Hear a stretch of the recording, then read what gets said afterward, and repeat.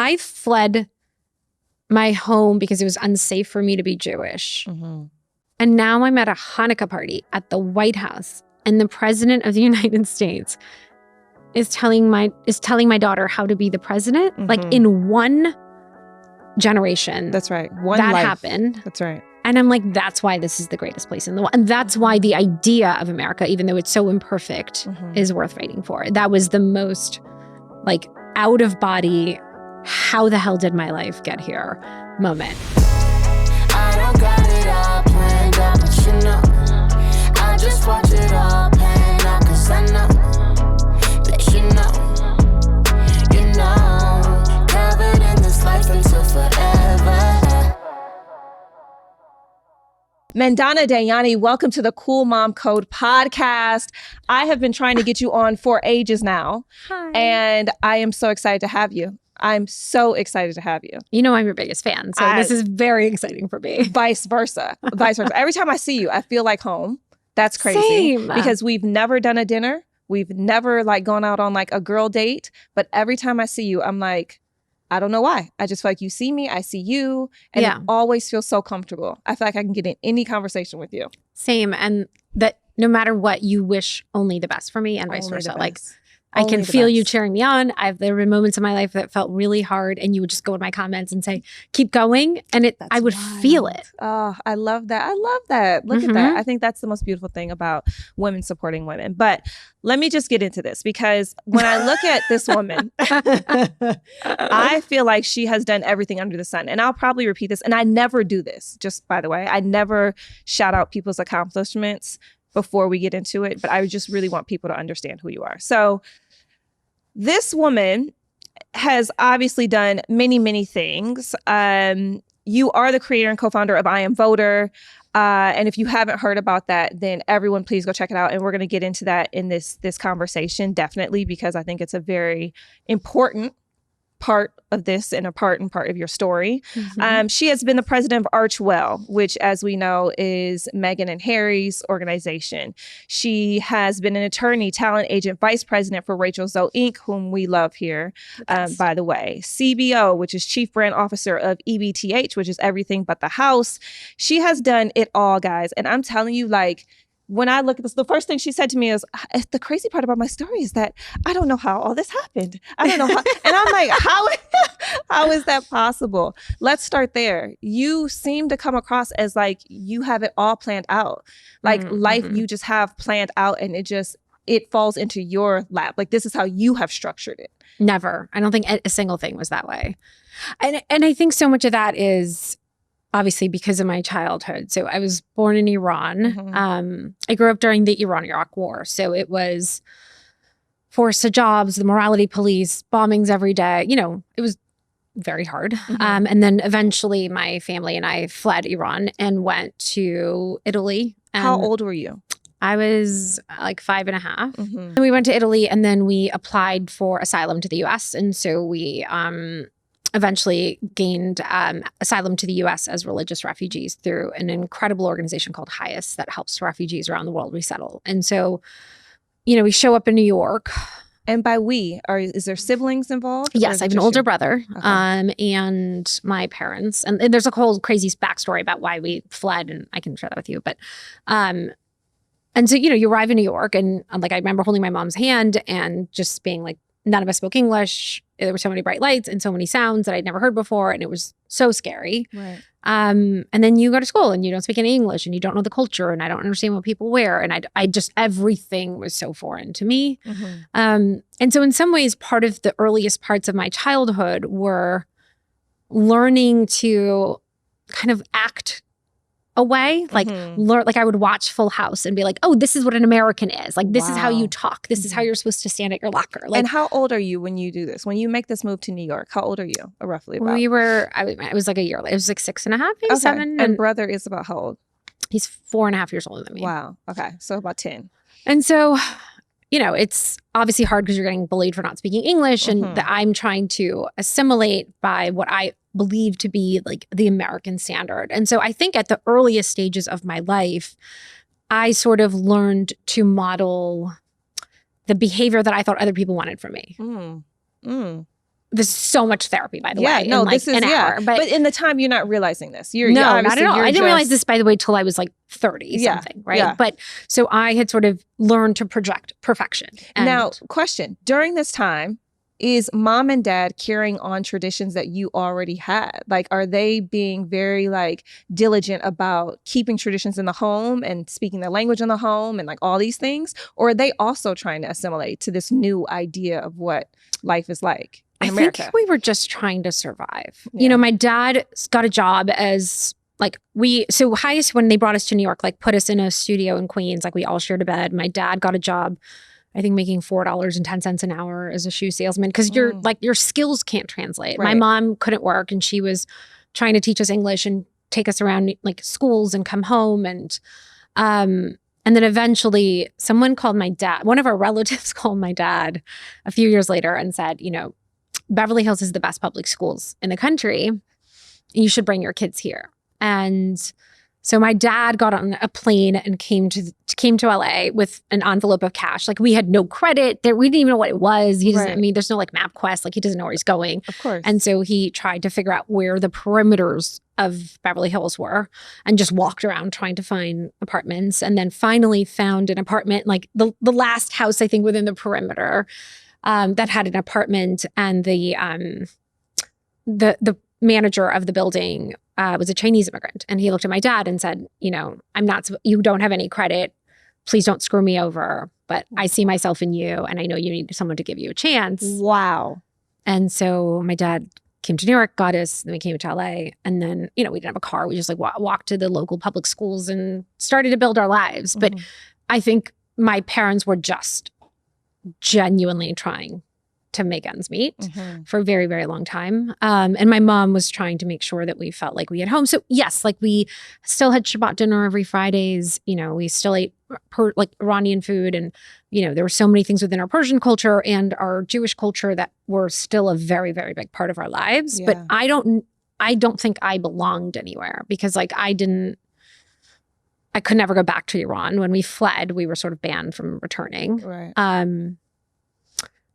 I think part of fleeing and not having a homeland initially is sort of why many, many Jews in diaspora feel so connected to Israel. So to me, that was like, if they come for me again, I can go there. Right. And then I think we all felt this profound sense of gratitude to America for saving our lives. And so like we weren't citizens yet, but we had like American flags everywhere and we felt so patriotic and we were like, this is the greatest country in the world. And like, we're going to live the American dream. And did your brother have the same experience as you? Slightly older. See, I'm thinking about this in terms of like my kids now. I have a 6-year-old and I have a 10-year-old. You know what I mean? And those are two very different ages on how they see things and how they would come into a circumstance such as a new school and all that stuff. And so I wonder, did your brother have that same experience being a little older? I think his was a little different. I think he knew who he was a little bit better, probably. And my brother and I are also just built very differently. Right. I think that my brother, part of the reason we fled Iran is because there was an explosion and my dad lost his vision in one eye and there were no doctors that could perform. Anyway, so it was a whole long story about why we left. And it ended up being that he had a retinal detachment. So my brother, I think, grew up his entire life wanting to be a retina surgeon, which is what he is now. Wow. And so his whole track was like, I want to go to medical school. I want to be a doctor. And we're raised with this, you know, you need stability. And so being a lawyer and being a doctor are the only options when you're an immigrant. Right. And they're like, okay, you have to have a job that is stable no matter what happens. And by the way, like, if they come for you, you can sort of like leave and transfer your skills somewhere else, right? And so I was sort of told that I was going to be a lawyer and that was fine. So I sort of went on this track.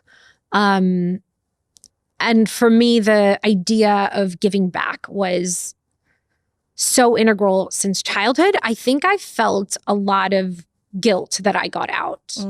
I think I always was like, one, what happened to all the people that had to stay?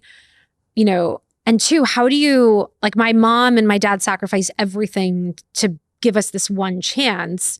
Like, how do you not fuck it up, right? How do you make it worth it? And what does that look like? And how do you sort of balance the playing field? Because so many people didn't get this chance. Right. And so I think as early as 4th grade, I started doing and building all these give back programs and running for class president and working at LA Works every summer, every weekend, doing volunteer activities and feeling like that was my space. Like those were my people. That's where I felt I belonged always. So you were very much interested in politics from the jump.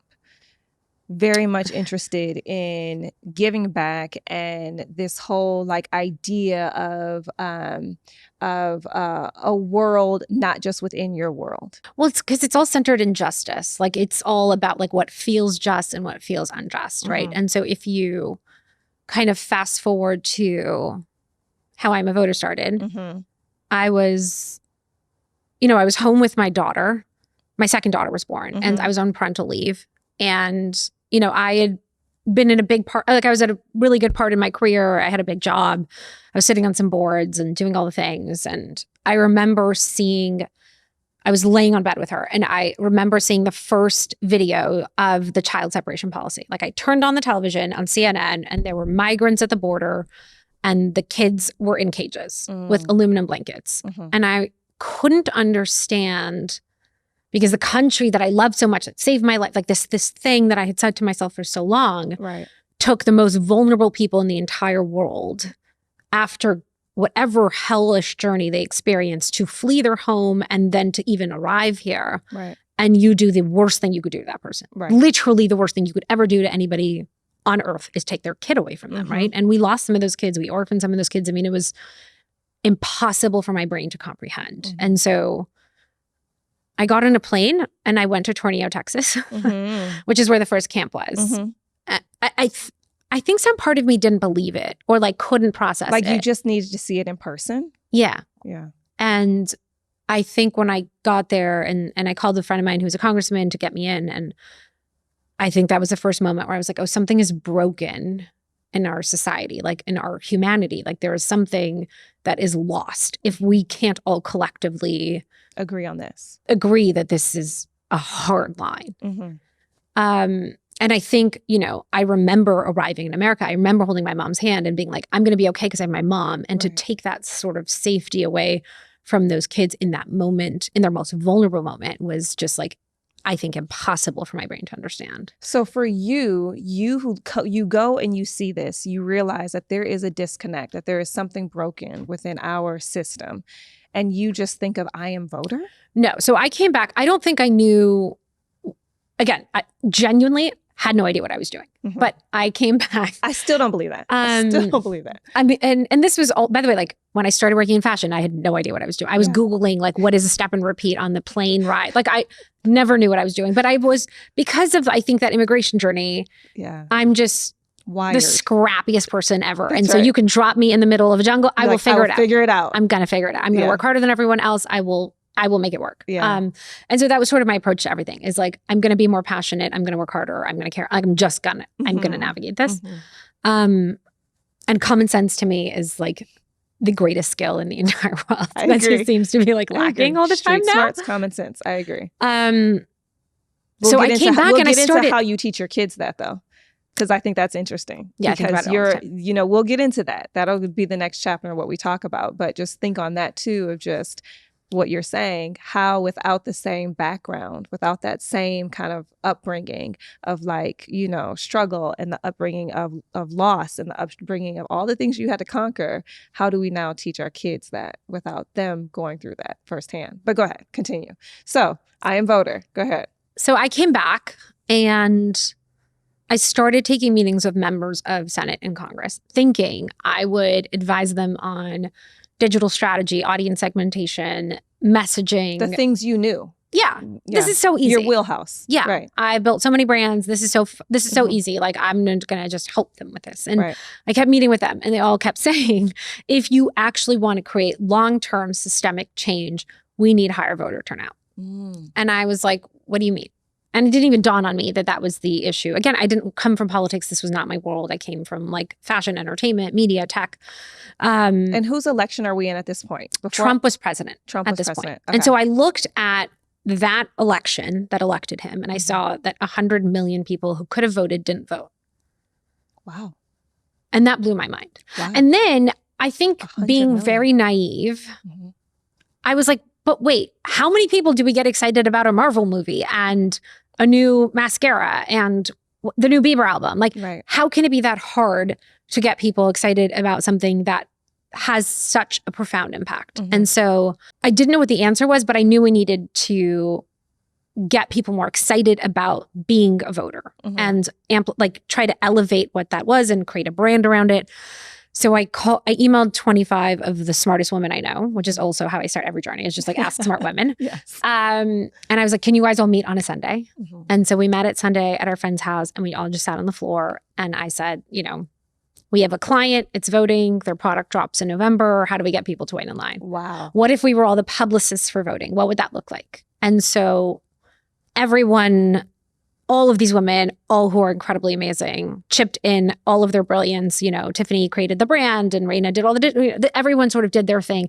And Natalie Tran, our other co-founders, when she runs the CA Foundation, and when she joined and just brought so much just intelligence and infrastructure to sort of our system. I wasn't trying to launch an organization. It was very grassroots. And so we created this brand. I had read a statistic that said, you know, if you identify as a voter, you're much more likely to repeat voting as a behavior and as a pattern and a habit than a one-time gimmick. Right. And so I was like, what if we just elevate the identity of a voter? What if it's aspirational? What if it's like all the hottest women are wearing t-shirts that say, I am a voter. And you have Steph Curry standing there and saying like, which he did do. Hi, I am Steph Curry. I'm a basketball player. I am a father. I am a voter. Right. And you're like, damn, I want to be that. Right. And so from a marketing lens, all of that made sense.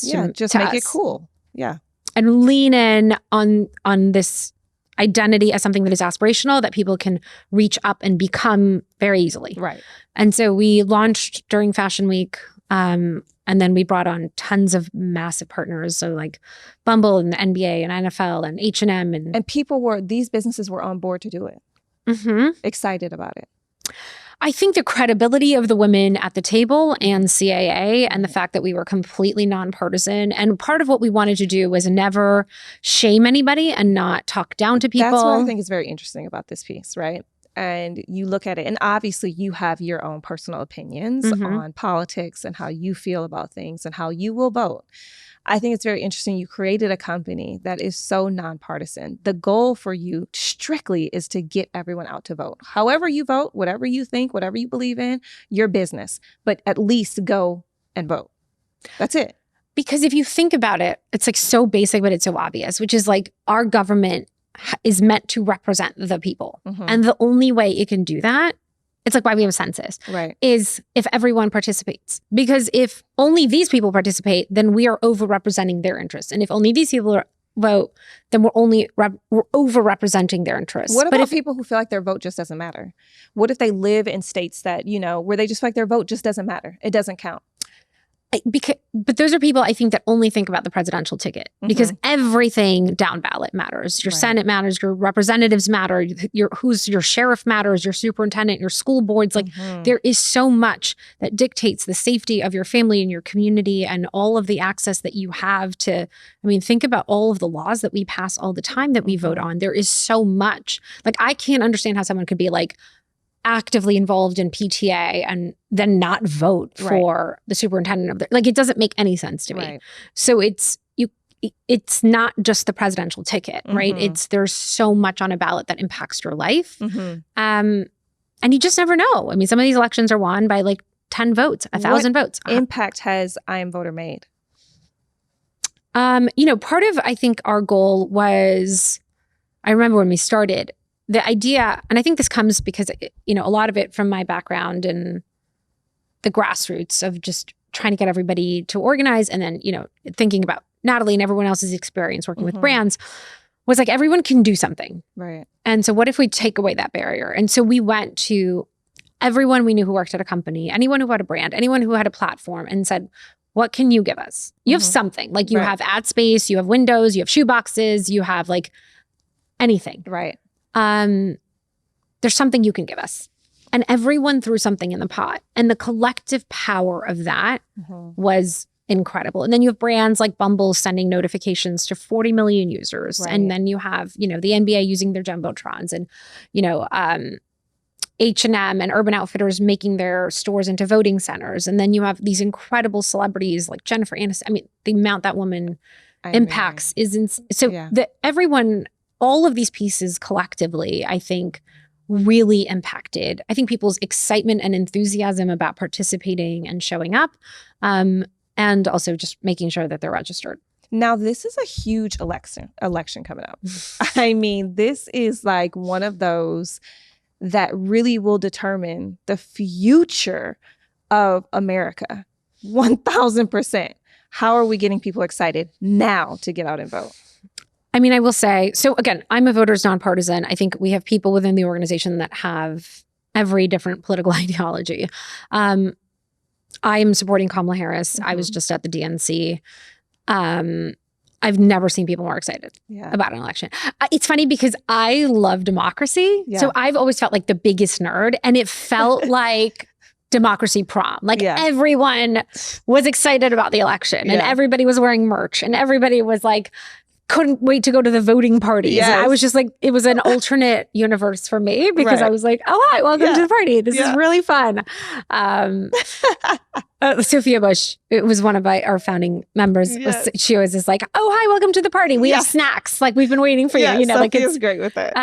It's very funny. But yes, that's sort of how we felt. We're like, so nice to see you here. We're so happy. Yeah. That's been real boring without you. But how does that excitement get, you know, like you said, how do you get the masses to feel that excitement? The people who aren't able to come to the DNC, the mom who is literally in the middle of Michigan, where I'm from, and feels like she's overwhelmed with everything. Like the kids are so much her. She's always tired. She has to get up and work her 2 jobs. And, you know, maybe she's a single parent or whatever. Like, how is she excited about voting? Why does she even not care? But like, why is she making it? How do we get that woman excited? And then alternatively, how do we get, let's say, her 18-year-old daughter excited about it, who might be at community college and who might be just like figuring life out? And how do we get her and her friends excited? I mean, the number one cause of death in children now is not a disease. It is gun violence. Yeah.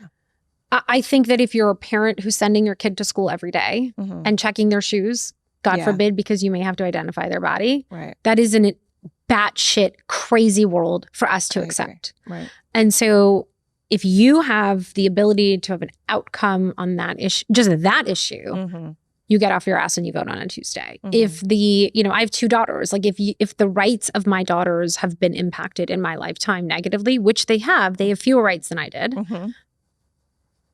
Do I have 30 minutes on a Tuesday to make sure that doesn't happen again? I absolutely do, right? We have mail-in ballots. There's early voting. There's a million different ways for people to exercise their vote. But these elections, especially this election, will have a profound impact on climate, on gun safety, on, you know what I mean, on women's health, on access to our kids to have IVF and abortions and birth control. I mean, there's so much at stake. I just don't see how we couldn't. I just don't know how you sit that out and then deal with the consequences. And younger voters, how do we get them excited to it? Just because their rights are on the line? Yeah. How do we also do this? Like, you can't be upset about climate change and not vote on it. Well, you can't be upset also about women's rights and birth control and all those things and not vote on it. You know, that's what I think. That's where I think you tackle the young women right now at the core. What do your body, do you care? Do you care to not have an opinion on your body? I mean, I would not be a mother if there wasn't IVF. Both of my kids were born through IVF. Getting pregnant was a miserable process. I wanted to be a mother since the day I was born. I can't imagine someone telling me that I couldn't have that ability. Right. Yeah. What? I'm not going to be able to be a mom because you have some political agenda? Like, that is... How can you even fathom taking that? Well, I think also the story, even at DNC, of the woman who got on and said that she was sexually assaulted, molested, and raped by her stepfather. And, you know, would have been forced to carry out the pregnancy under... I think that's wild. I just think that situation in itself, right, is also wild. Regardless to say how I think with I Am Voter being nonpartisan, right?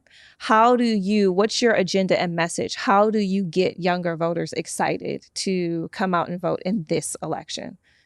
So I think one of the things, so many people talk about voting in the context of like their rights that are being impacted. Correct. And it's not just about your rights. It's about your neighbor's rights. It's about your friend's rights. It's about your community's rights. So even if your rights aren't at risk, your friends might be, right? And so it's not the singular, but the collective. Like we are all in this democracy together. But how do you also push that narrative? Because you're absolutely right. Mandana, you have no idea how many dinners I've been at and people have been like, well, under Trump, I mean, I made a lot of money.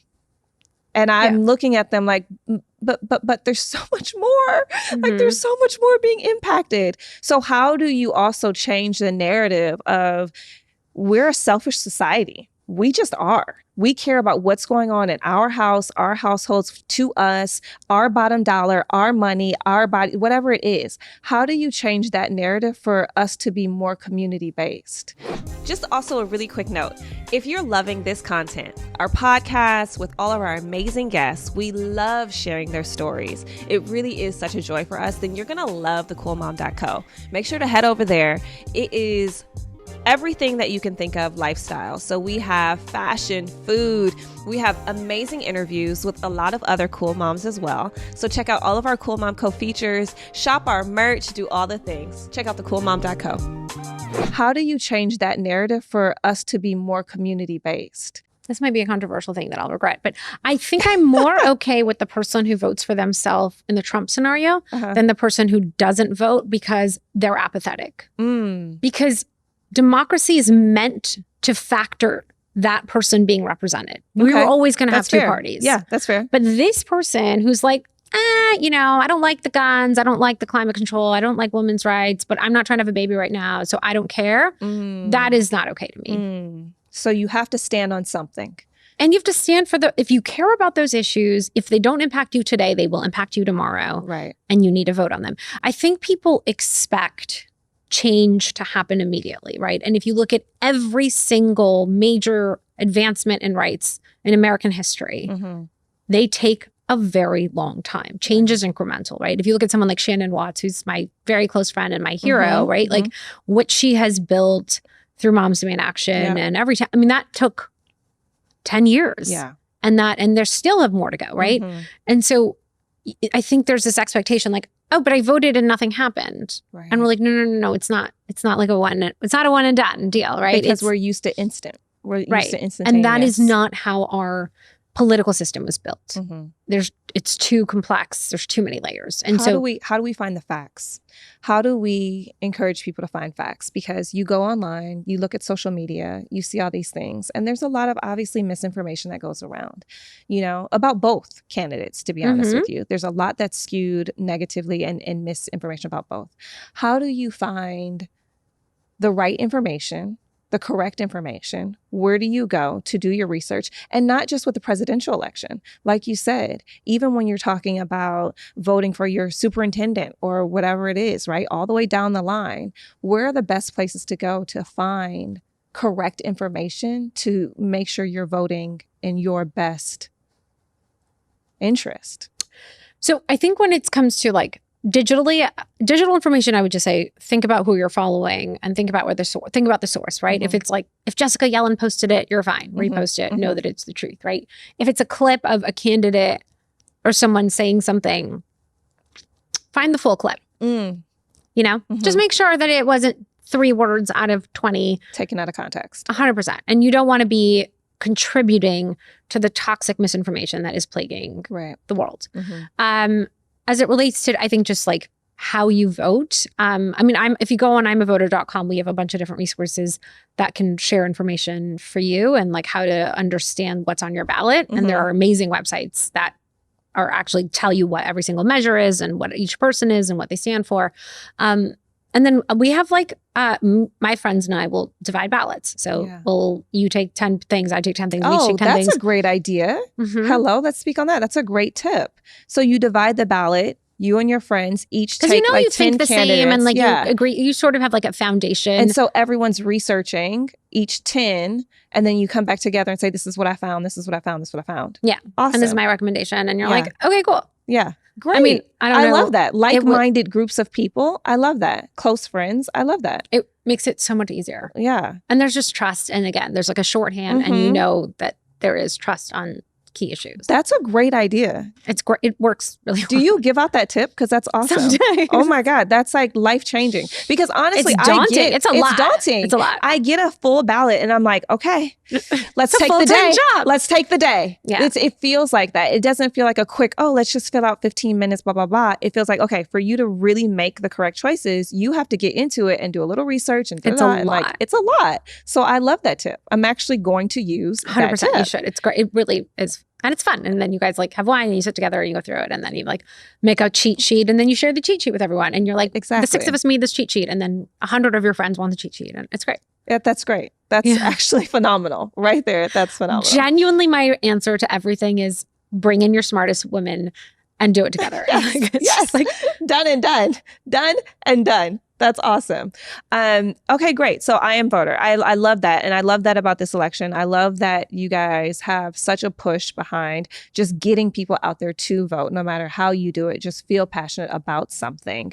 And I think it's really important because I remember when you started and I remember, you know, the push behind it. It was so great. And it just felt like you guys were constantly giving out information, just constantly here, information. That's all we're asking. Information. Did you know this? Did you know that? And I think that's where it starts. I really do. I think there's an excitement that has to be built through it. And I think that's the only way. And I think young people too are so key in every election. The new crop, you know, to, like you said, continue the habit, making it a habit, not just a one-time off thing. Young voters are the largest and most diverse voting bloc in American history. Wow. If they showed up, they would have an outsized impact on American politics. Wow. That's phenomenal. Yeah. They really just need to show up. You just need to show up. Mm-hmm. I'm like shocked right now because I'm shocked because I think that's so impactful. You think of it in terms of like so many other ways, but that's impactful. It's not like a woman thing. It's not like a minority thing. It is a young voter. If young voters get out and say their voice, make an impact. Wow. Wow. That's crazy. So why aren't more politicians tackling the young voters? They are. It's hard. Yeah. It's hard to reach them. And I think there's so much misinformation. There's so many new platforms that that are just not native to them. You know, it's a lot easier to buy a TV ad where you know how many people are going to watch that network and that. It is harder to reach young voters. And then I think it's harder to actually activate them and know that they're going to show up. So that you know, getting them to engage, getting them to register, and then getting them to show up. How influential do you think social media is in impacting elections? Very influential. Yeah. How so? I mean, I think that's where people, especially for young voters, that's their primary source of information and news. So like they use TikTok for news more than they would use a CNN. That's the thing, right? If our kids, our young adults, let's not even say kids, our young adults are getting their information from social media, then who should they be following to make sure that the information they're receiving doesn't have to be partisan, right? The nonpartisan, but actually is accurate for them to not only be excited, but to get out and vote the best way they feel, right? Like that's, I think, the biggest key. And if social media is making such an impact, huge. Yeah. Then I think it's also about giving the best sources for our kids to be able to use. 100%. Because I think it's hard when the sources are bad. It's really hard when everything is so tainted on social media. It just makes it very difficult. All right, so you have let's flip this script a little bit, okay? So now off of voters' rights and all the things, I went heavy into I love because it. we're right there. We're right at the precipice. We're so close. And the election is like 69 days away. It's crazy. As we record this today, the election is 69 days away. I Googled it this morning, just so we're clear. I love that. So I'm on top of it. All right, let's get into you as a mom.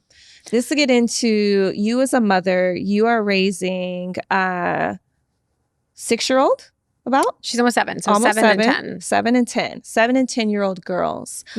And we just kind of tiptoed on this a little bit, tap danced. I was trying to say tap dance and tiptoed, whatever, on this a little bit. But with the upbringing that you had, with this like ingrained sense that you have to carry on a legacy that your parents fought so hard for you to be here and all the things, right?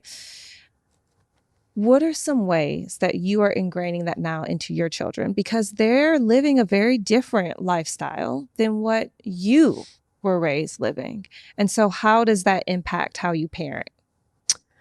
So I think, one, with both of my daughters, I've included them in everything I've done. So they've registered voters with me since they were 2 years old. They vote with me. They come to election parties. They come to political events. If I go to an event at the White House and I can take them, I will take them. Like if there's an activist that I'm friends with, I want them to meet them. And we'll talk before about questions they should ask them. And so I've done as much as I can to make that, a big part of what feels totally normal to them. I'm smiling ear to ear because I think that's so cool. So like last year, my daughter, Andy, who will, I think, be the president one day, she wanted to run for student council. And she came home to me one day and said, Mom, it's so weird because we don't really do community service at school. And I said, well, wait, what are you going to do about that? And that's my question to everything. It's like, what are you going to do about that? And she said, well, I don't know. I wonder if we could there be someone that does that on student council? And I said, there's only one way to know. And so she went into her room and like made a presentation for why there should be like a community service leader on student council and went straight into the principal's office and said, like, I think this should be on it. Wow. And they added that position and then she had to run for it. And she had a whole campaign to be the community service leader. And she won. Her and her best friend were both the community service leaders. And so, that was the greatest achievement of her life because it was something she fought for, something she believed in, something that she was proud to do. And so I think that's sort of a big part of, so much of my childhood was just having to figure it out, right? And so anytime they ask me anything, it's like, well, what do you think you should do? Or, well, you're going to have to figure that. I remember one time, Deborah Messing and I used to have a podcast together and we interviewed Eva Longoria, who's like the most amazing human ever. And she was saying the same thing about her childhood. And no matter whatever it was that she would say, her mom would be like, well, you're going to have to figure that out. And so weirdly, that stuck with me because it was such a big part, I think, even though my parents were so supportive, there was a big part of my life that was like, you have to figure it out. Yeah. And so I think to the extent that we can actually do that, we try to sort of make them navigate things and figure things out and not accept things necessarily that they don't like or that they think they can change. I mean, there's studies on not doing everything for your children and not making their childhood so easy. Even if it is like, I'm obviously, to within your range. But yeah, allowing them to face hurdles and figure it out on their own. Allowing them to really like tackle issues alone because it'll serve them so much better as they get older. When they were like little, every night before bed, they would have to share one thing they were grateful for that day, one act of kindness that they did, and one person they want to send like good wishes to that night. Wow. And so I also think that they started paying attention to acts of kindness. And, at first it started as these grand gestures when they were little. And then they would notice like someone held the door open for me and, I dropped something and someone picked it up. And I think that you sort of have to teach kids to see those moments of kindness and compassion because if you sort of wait for compassion to always show up in these giant grand gestures, you miss all of the other ways that we are in community with each other, right? Which is just like seeing someone upset and asking if they're okay or, you know what I mean? Or the little things that I think carry a community. What are the key foundations that you as a parent must hit? Like, what are your key things for your kids? Like, I have to make sure that my kids are A, B, and C. Kind, loving, compassionate, whatever it is. I mean, I think I've said to my kids always, like, as long as you are kind and honest, we're fine. Yeah. Like, everything else is a bonus. But you got to always tell me the truth no matter what and own up to your shit. And you always have to be kind to your family and to everyone else. And those are the hard boundaries for me where I would that I will not tolerate. What if they don't own up to their shit? I say this because recently my daughter comes in and it was the smallest little thing. I'm like, did you brush your teeth? Yes, I brushed my teeth. I already brushed my teeth. Then she comes back into the kitchen and she's like, she says something like, I don't know, like she ate breakfast after or something like that. And I was like, oh, okay, well, just go like rinse off your teeth. She's like, okay, it's all cool because I haven't brushed it yet. I was like, oh, you told me literally 10 minutes ago you brushed your teeth. Oh, why the little lie? And so in that moment, I realized that, listen, kids give these little lies. What do you do when you catch it? So I said to them, I'll give you a chance to correct it. I like that. I will always give you a chance. And we had this issue with my daughter once because she like came and said the dog broke her watch. I knew that he didn't. Yeah. And I sat her down and I said, you have a chance right now. Yeah, to own up. You own it, free pass, we'll start over. Okay. And if you double down on this and then figure out that you lied, there will be very real consequences. Yeah.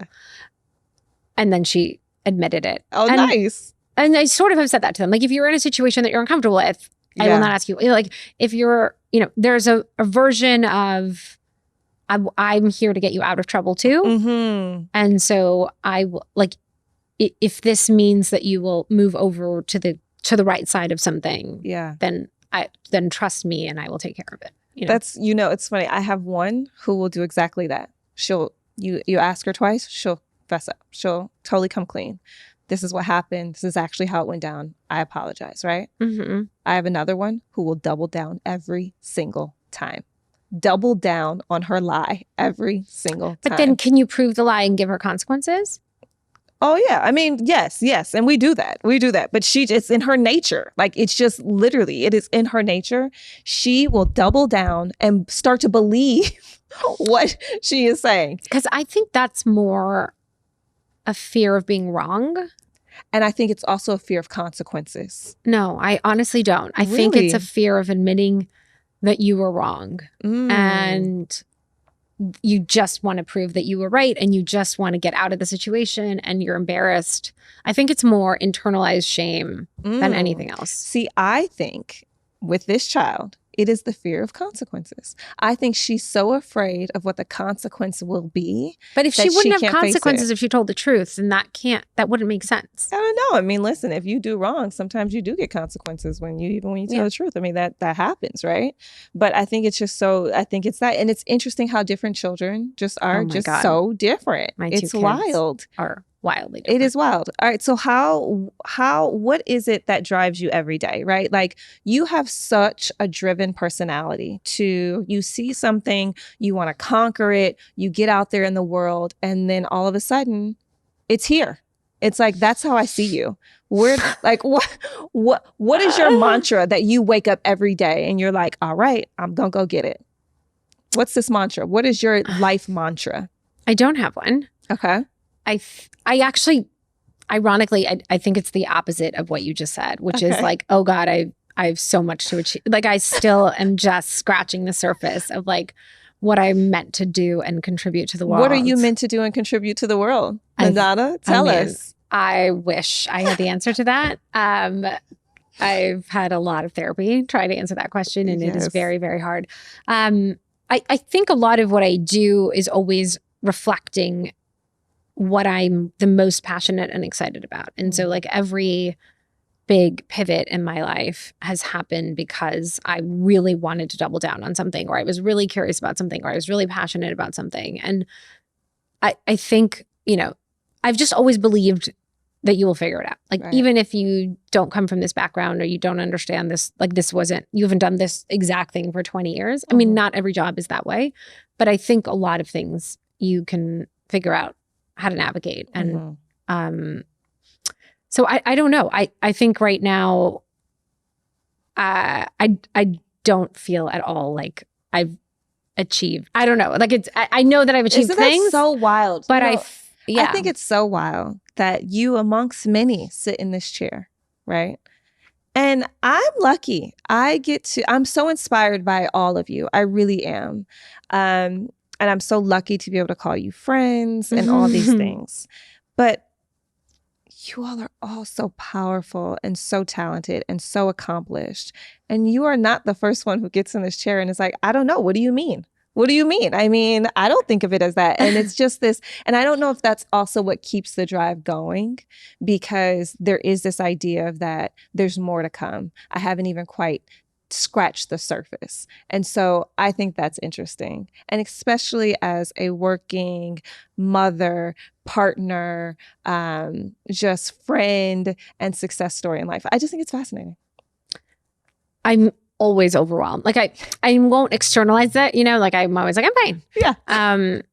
But it's a lot. And again, I'm so lucky because my family lives near me and I have so many like amazing humans in my life that my husband is the most supportive person and does so much for the kids and us. And so I definitely have the best support system of friends and humans and co-founders and people. Yeah. Definite village. My entire family lives walking distance from my house. So like we literally built a village, it feels like. Wow. That's actually right there is a dream. It is my dream. Yeah. My grandmother, when she moved to the US, bought a house in this area. And so every time she was like the matriarch and sort of, and every time someone adulted, they bought a house to be near her. And we all just did it. And so she's since passed, but I always feel like one of the most beautiful gifts that she left for us was this like little village that we built. Yeah, what a 4-block radius that you all inhabit. And it's now so nice. Yeah, because I remember like my daughter when she was in kindergarten, and you know they do that picture where they draw the family in front of the house. Yes, and she came home, and there were like 30 people in front of the house, and I was like, oh, that's funny because you probably think these are all your brothers and sisters, and you have no idea that. Yes, that's amazing. That's the village, though. Look at that. To make this even just full story. You are an immigrant, you know, by just nature of what your story is. And now how your daughter has created literally pictures in school of 30 plus people that she feels like are her family members, brothers, sisters, whatever it is, outside of her home, in a community that you guys have now created as your own. It's surreal. It's surreal. I remember a year and a half ago, it was right after I had left Archwell. There was the White House Hanukkah party. And I wasn't going to go because we were hosting our Hanukkah party that Sunday, and the event was on a Monday, and blah, blah, blah, whatever, all these things. My husband's back was messed up. And I was just like, fuck it, I'm going to go. And I emailed them and I was like, can I bring my daughter? And I don't know. And they said yes, which I did not expect. That was Saturday. Andy and I, she was 8. We ran across the street. She bought this like ridiculous, like black sequin mini outfit with her black leather jacket and her black Moda boots, and was just like, whatever. We had our party. We got on a plane Monday morning, landed in DC, had a car pick us up. We changed in the car, went to take a COVID test, went into the wet. I had no expectation of anything. We had no return flights. And we walk in, we immediately see my friend Noah Tishby, who's amazing, and we're all hanging out together and whatever. And I first run into these rabbis who looked at me, they're like, can you believe they used to not let us in this building and now we're praying here? And I was like a mess, just crying. And that was just so emotional. We go into this room and they light the candles and everyone, like 500 people say the prayer and you feel like the room shake. President Biden goes on stage and invites our kids on stage with him. Wow. And then when he's done, they turn off the mic and he turns to my kid and the 2 other kids that were there. And I hear Andy whisper something in his ear. And so he walks back to the podium and asks them to turn the mic back on. And he's like, so my friend Anderson over here just asked me a question. And she looked directly into the camera and she goes, who better to ask? And I was like, oh my God. And he said that she said to him, he goes, she asked me, hey, I want to be president one day. And I was just wondering if you could tell me how you became president. And then they have the most incredible exchange, which went like bonkers viral, of her having this like weird Oprah moment. I have to find this. Anderson has a question for me. He said, I want to be president. But here's the question. How did you become president? It's a good question. No one better to ask. No, it's a good question. No one better to ask. You know what I did? When you decide you want to be a president, and you decide, first of all, you got to know why you want to be president. Not just to be here, but who you're going to help. What do you care most about? You. But I just stood in this room and I was like, I fled my home because it was unsafe for me to be Jewish. Mm-hmm. And now I'm at a Hanukkah party at the White House, and the president of the United States is telling my daughter how to be the president. Mm-hmm. Like in one generation. That's right. One that life. happened. That's right. And I'm like, that's why this is the greatest place in the world. And that's why the idea of America, even though it's so imperfect, is worth fighting for. That was the most like out of body, how the hell did my life get here moment I've ever had in my life. This is so wild. It was so wild. This is so wild. How are you going to top this? What's next? What's you got to drop the mic on that one. What's next? What is next for you? What's next? I am so I'm spending a lot of time working on different ways to combat anti-Semitism and help build more bridges between different marginalized communities. I'm doing a ton of work on this election cycle. We have a couple of really big projects for I'm a Voter. I'm going to be in New York next week. We're doing this amazing march with Vogue and CFDA, and all the designers are getting together and working on, amazing, like getting everyone who works in fashion to march for democracy. And we're going to be the voter reg partner. And so we have like things that are coming up that I'm really excited about. And obviously I'm going to help with this campaign, and I'm a surrogate and all the things. So I don't know. I think between those, and then I'm still doing some advisory work, and then we'll see after. So you're saving the world. You could have just said that. I don't know. You could have just said that. You could have just left it at that. I'm just going to keep going on and saving the world. Thanks, Lizzy.